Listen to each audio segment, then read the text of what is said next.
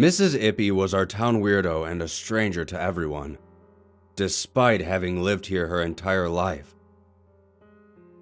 She spent her days sitting in the rocking chair on her front porch, silently watching as everyone walked by. Always alone, and older than anyone could remember. People often whispered rumors about her being a witch. Despite this, she was considered harmless. That is, until they found Melissa Bigley's body hanging in the woods behind her house, with Mrs. Ippy holding the end of the rope in her bony fingers. We all watched as Brooks, the girl's father, squeezed the life out of Mrs. Ippy in a fit of rage, and then strung her up like his daughter before her.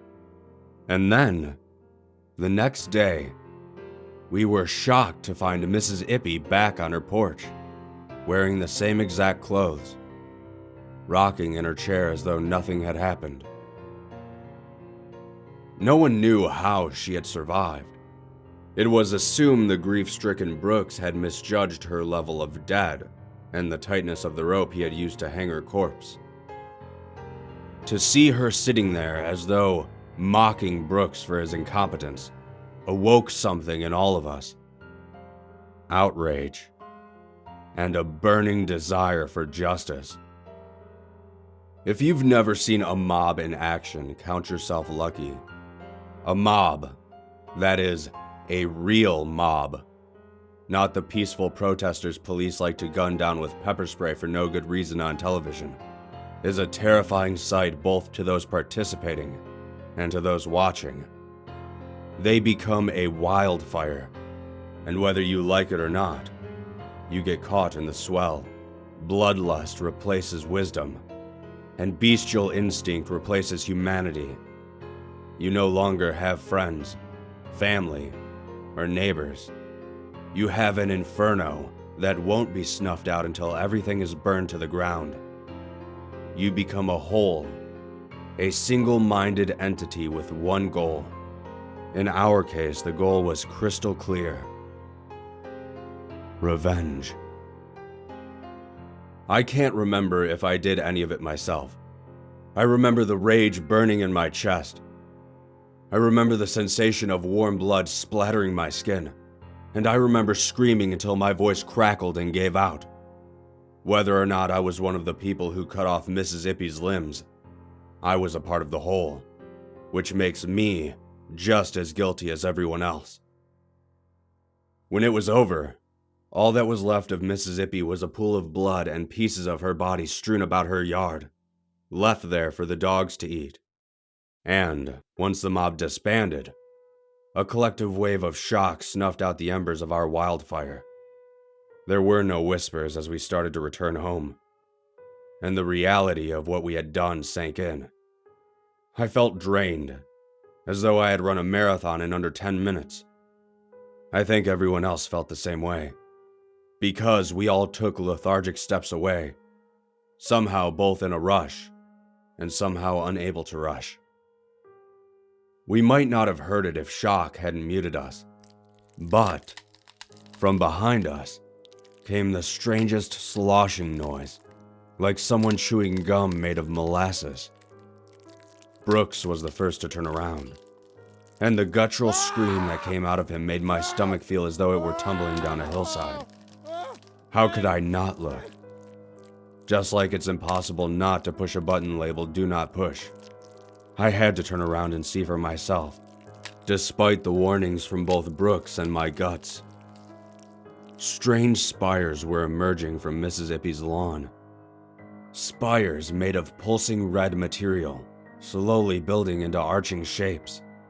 Each of them had a single beige spot at different locations.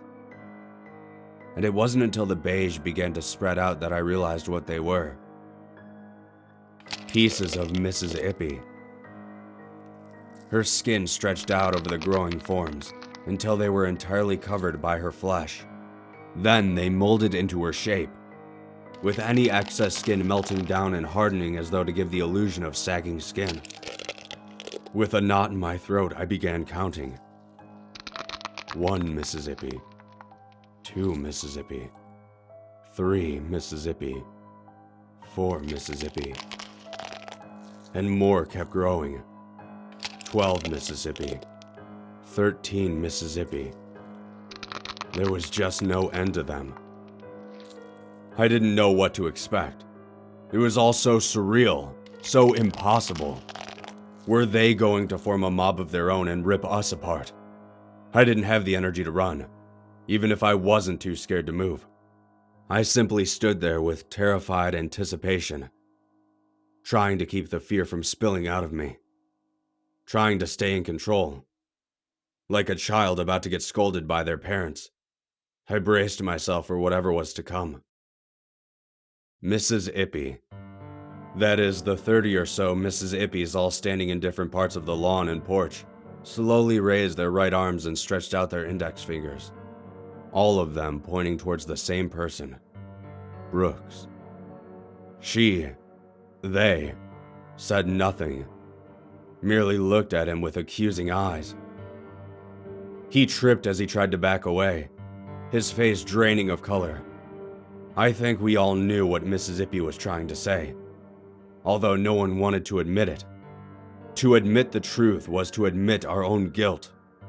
As long as it remained unspoken, we could justify our own actions as justice. But if we admitted we were wrong, then... They all took a single step forward. Brooks held his head in his trembling hands. He was surrounded now. Mrs.Ippy's on one side, the disbanded mob on the other, and his shaking form at the center. It was hard to read what everyone else was feeling. In the mob, we had been single-minded, but now, I could see a mix of concern, confusion, and loathing, and terror. But beneath the surface of emotions, I think we all had a twinge of guilt running through us. Brooks cracked. "I did it," he shouted. "It was me." The horde of Mrs.Ippys took another step towards him. Brooks crawled towards his wife standing nearby, wrapping his arms around her leg and groveling like a child. "It was an accident. You know how she got, always disobeying us. I was trying to teach her a lesson, but it went too far." He choked up, tears streaming down his face. "I didn't want you to hate me. I had to blame someone."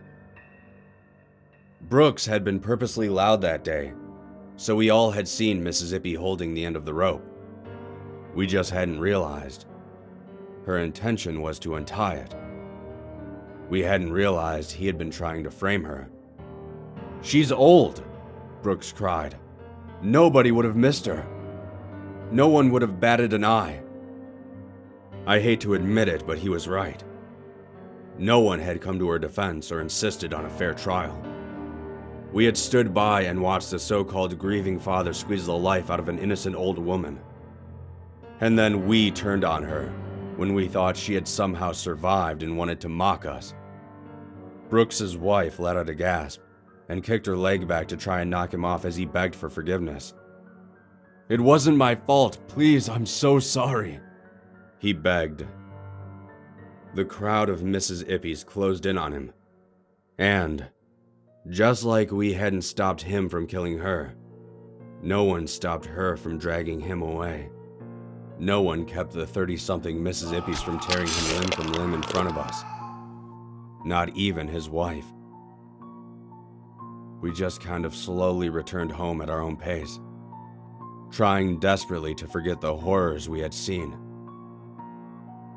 Today, Mrs.Ippy still sits on the porch and watches us as we walk into town. I'm not sure what happened to all the other Mrs.Ippys, though. My best guess is that they reassembled at some point, but I don't think I'll ever know. I'm simply not brave enough to ask her.